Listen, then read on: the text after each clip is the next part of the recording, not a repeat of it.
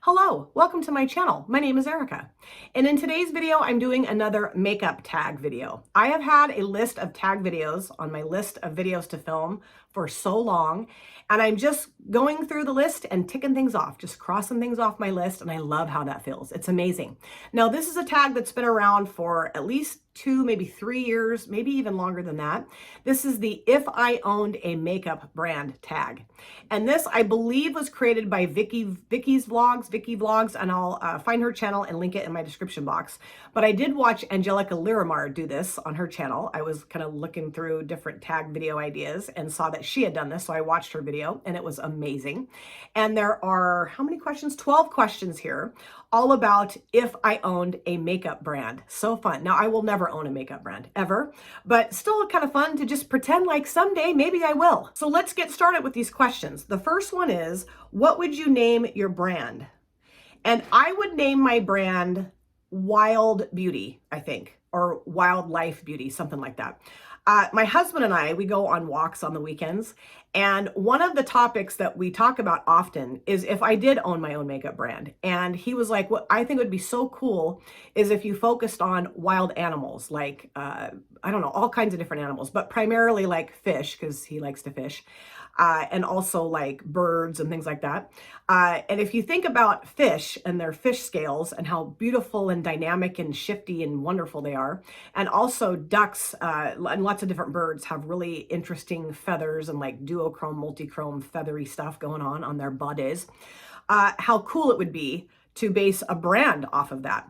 And we've talked about different things that we would call the makeup brand, but I think one of the main names we came up with was Wyld Beauty or Wildlife Beauty. We thought that would be really fun. Number 2 is, what would your pricing be like?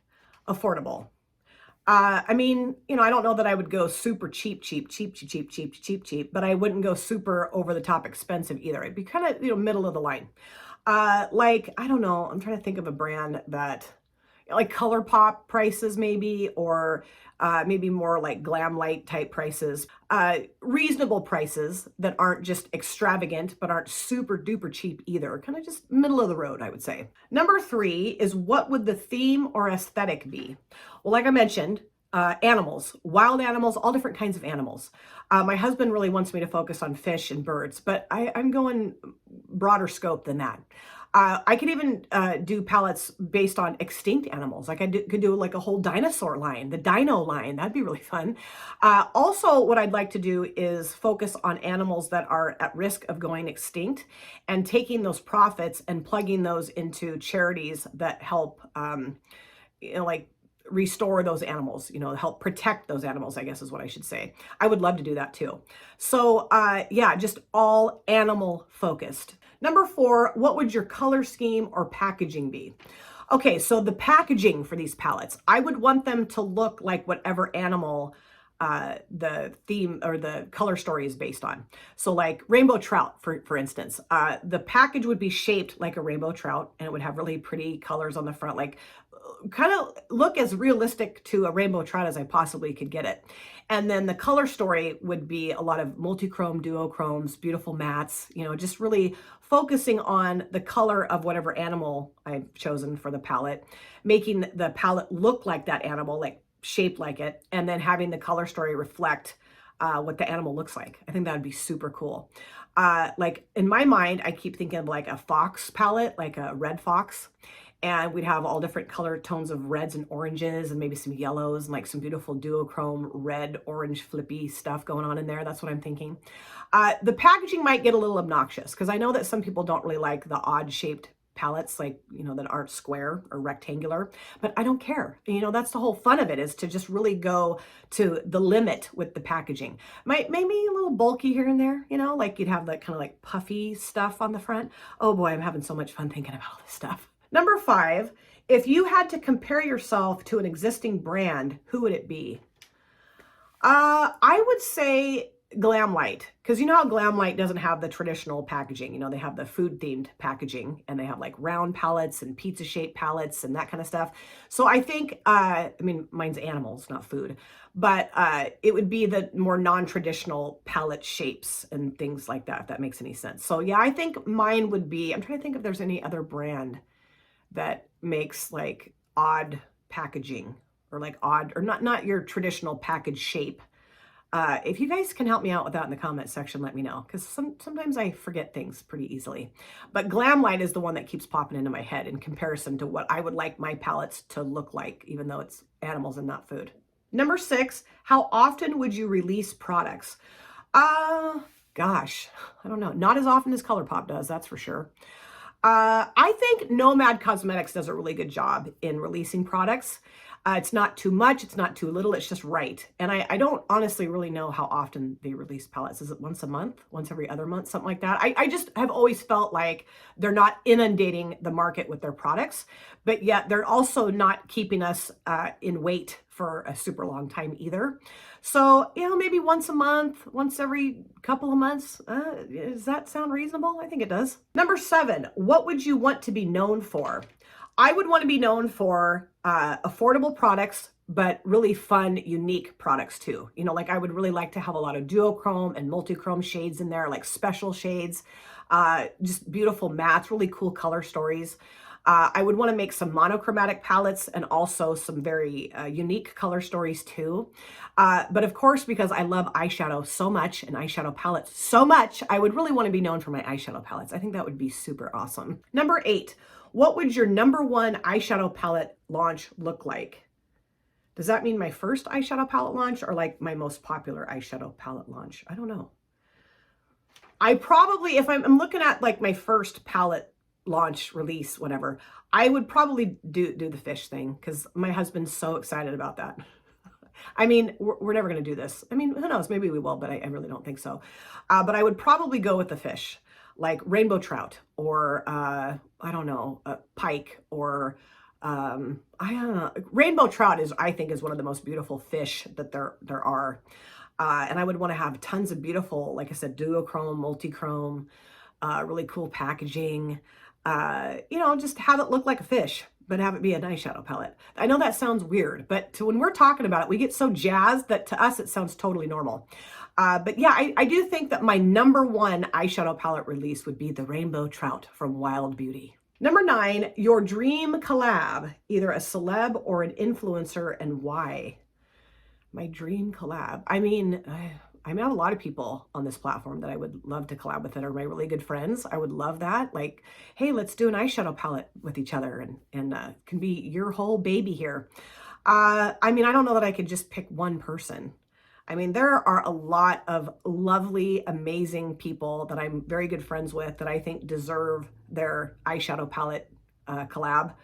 So I would probably do that often, actually. I would probably collab with a lot of my friends, like each person at least once, maybe more than once, who knows? Like, let them pick their favorite animal, and then we could start putting a color story together based on that animal. I think that'd be really fun.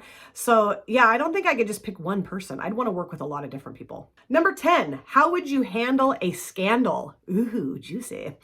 I would hope that I wouldn't have a scandal, but I would say that the makeup community, beauty community is rife with scandals. Like every other day, there's a scandal going on. I just try to stay out of all that crap because I can't stand that.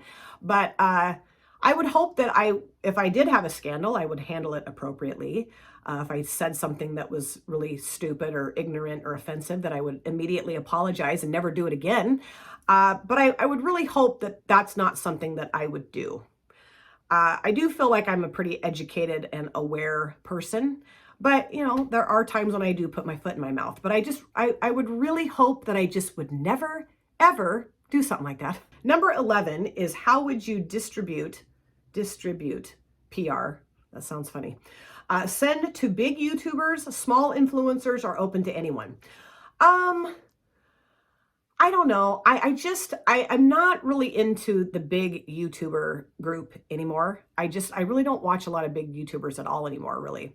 So I would say smaller influencers would be who I would want to send PR to. And of course, all my friends, and I would hope that they would love my palettes and use my palettes, and that would be wonderful. But to just grow the community that I feel like I'm a part of, that's really who I would want to give the palettes to. And like, you know, just really, we're all so supportive of each other, which I love that. So yeah, the supportive community that I have here on this platform, that is who I would want to give my PR to. The last question here, question number 12 is, would you rather be sold in Ulta or Sephora? Ulta. I don't ever shop in Sephora. I think I've been into Sephora maybe 3 times in my entire life. It's just not my jam. Not my jam at all.